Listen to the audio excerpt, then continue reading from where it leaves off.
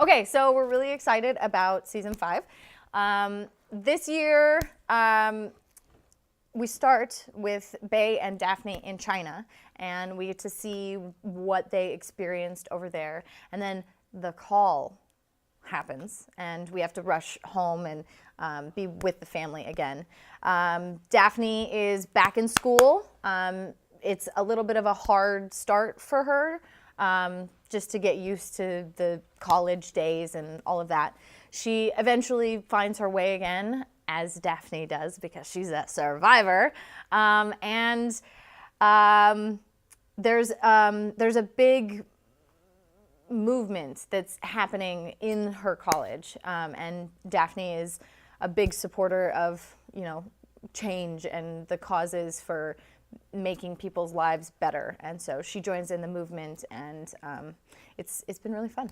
It blows my mind that we have come this far. Of course, I always wanted to have 100 episodes under our belt, but we're so lucky, and really, our show is unique in that our cast truly, genuinely, 1,000% cares and loves and supports each other.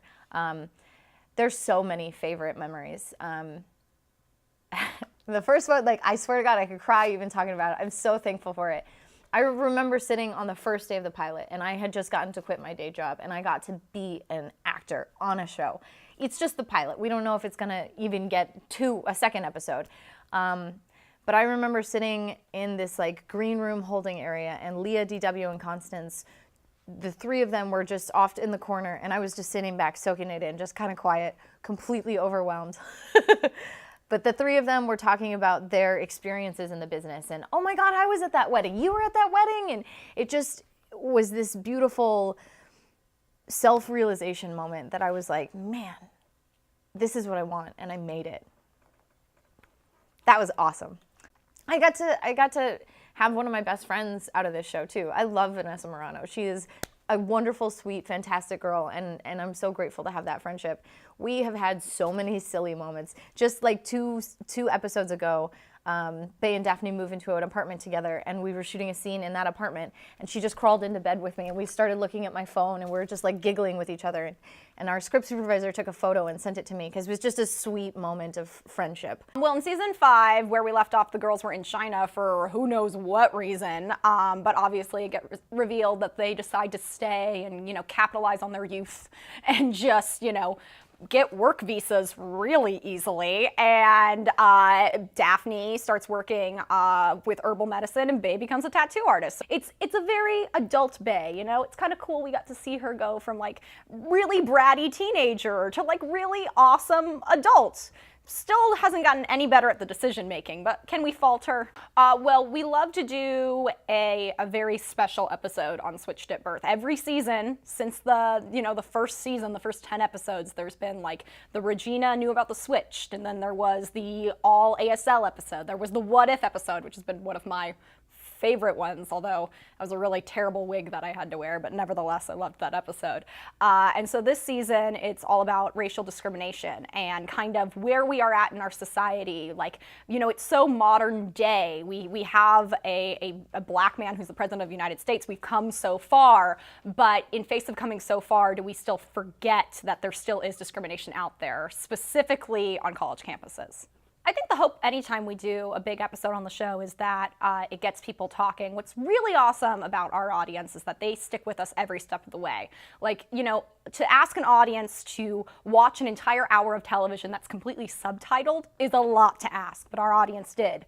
To ask an audience to watch an episode where who knows if a girl was in the right or the wrong, or a guy was in the right or the wrong when it comes to a sexual encounter, and actually have a conversation that didn't turn into a screaming match over the internet is a lot to ask, and our audience did. So I think the reason this show has been on for 5 seasons is that we have an audience who is very intellectual and just ready to listen to different and cool ideas and talk about them in a respectful, interesting way. Well, my favorite My favorite episode we probably have done is like the what if episode. I mostly because I got to do a lot of scenes with Katie, and like as the seasons have progressed, like we used to do a lot of scenes together in the first season, and then all of a sudden our storylines drift off into different places. So anytime we can like get back together and like kind of do like a Laverne and Shirley thing, I'm all about it. And on that note, I also loved our Christmas episode because I like Christmas. There's a new baby. I'm a grandma. And the little baby Carlton is a joy in our life, and we're all adjusting to that. And I'm now John's boss at the athletic department at UMKC. Anyway, so it's a lot of new adjustments to make, that we are both working at a college because we had financial difficulties. So now we're working day jobs and enjoying it. I think it's bringing us closer together as a family. And it's just interesting, you know, because in my own life I'm adjusting to my children being adults, and so Catherine is as well.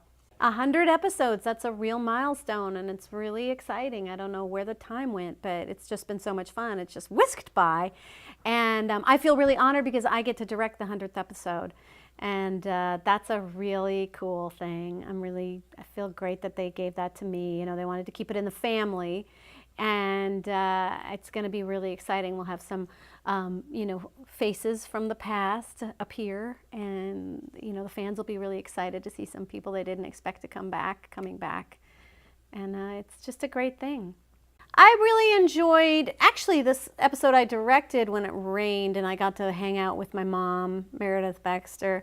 She was Michael Fox's mom, so I keep thinking that's like a weird, like, in-family thing that we both played his mom, and she's my mom. It just was like crazy, and she's such a great actress, and that was really my favorite episode, I think, to act in, oddly, and then I got the joy of directing it.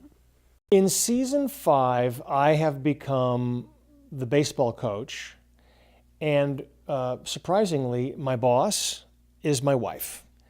And so there's a little bit of a role reversal in terms of Lea sort of running the show more than me running the show. But that's all good. It makes John a little more, gives him some growth opportunities, let's say.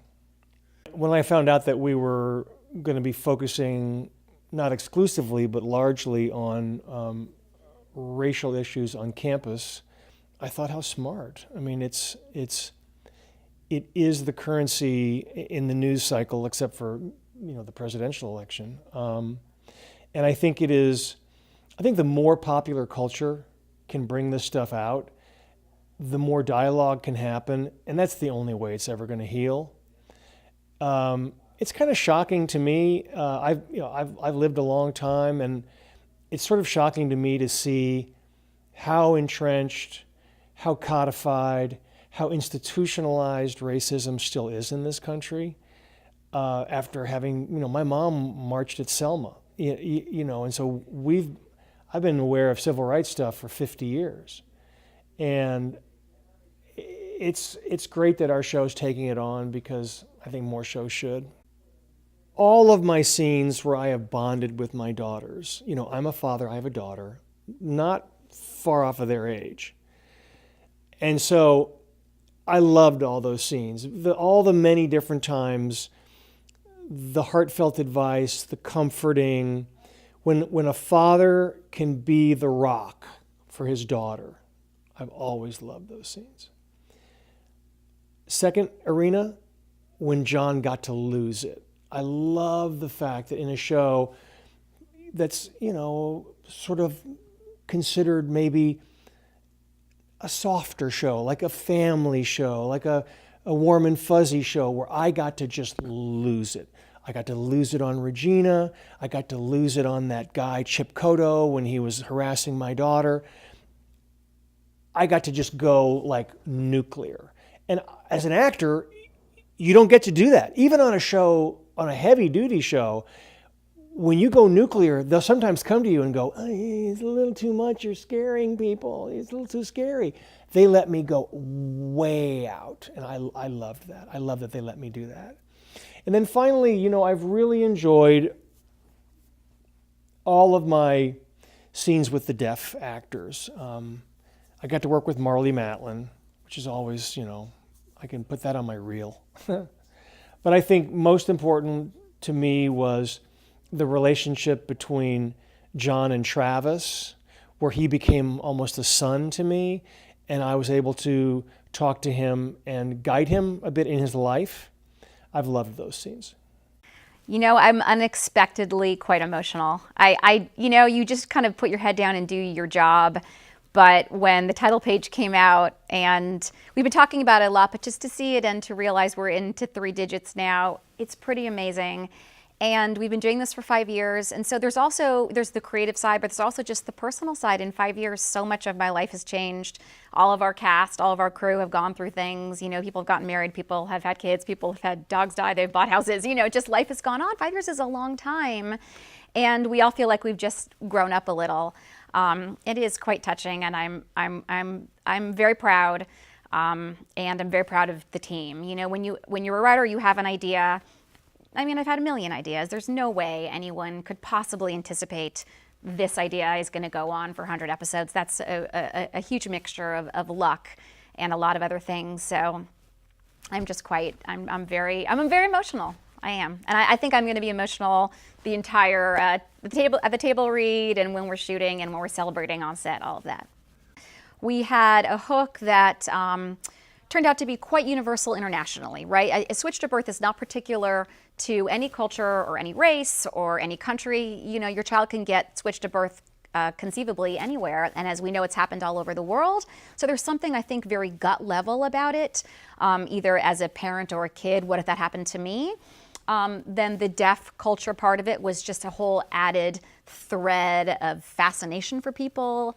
And then I was, lucky enough to, truly, it was luck in a way that we got these amazing actors at the same time who are all so fresh and committed, and everyone's so lovely on set. So that does help to keep the process going. We all want to be around each other and to keep doing it. I have an amazing team. I'm also quite passionate about it. I think that is a big part of it. I like doing really interesting episodes. I find it fascinating. I get invigorated by it, and I like to keep everyone on their toes by doing interesting stories. So I do think that helps keep it alive. And I have great partners everywhere who help me.